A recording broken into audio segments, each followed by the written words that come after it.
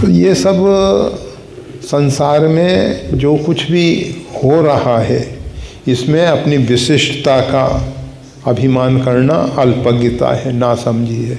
गुण तुम्हार समझई निज दोषा। बहुत से लोग सोचते हैं कि अगर गुण परमात्मा के द्वारा हो रहे हैं तो अवगुण भी भगवान के द्वारा होने चाहिए, ऐसी उनकी एक कल्पना है, मान्यता है। परंतु वो बेचारे दया के पात्र ये नहीं जानते, अगर ये पंखा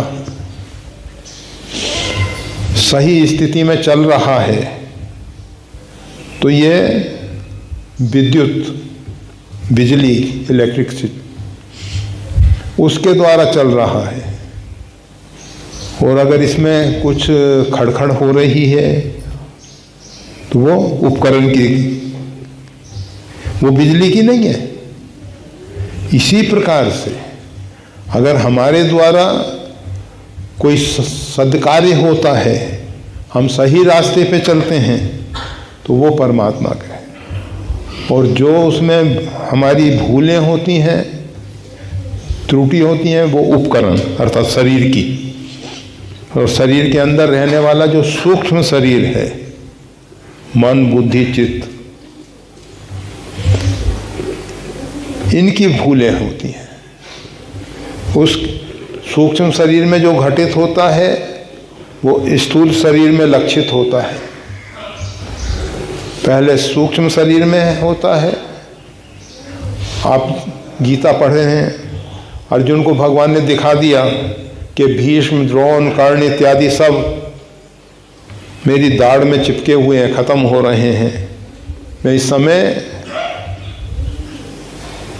काल के रूप में ये पृथ्वी के जो भार बने हुए राजाओं के वेश में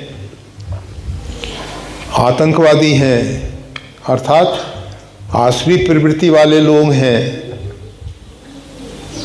उन सबके संहार के लिए प्रकट हुआ हूं।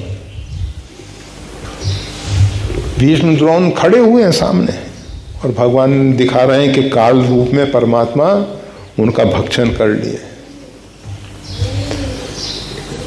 गीता का उपदेश हो रहा है, भीष्म, द्रोण खड़े हुए हैं। उस समय भगवान दिखा रहे हैं अर्जुन को कि उनकी दाढ़ में ये सब चिपक रहे हैं, अर्थात सूक्ष्म शरीर में, सूक्ष्म जगत में जो घटना घटित होती है वही बाद में स्थूल जगत में दिखाई देती है।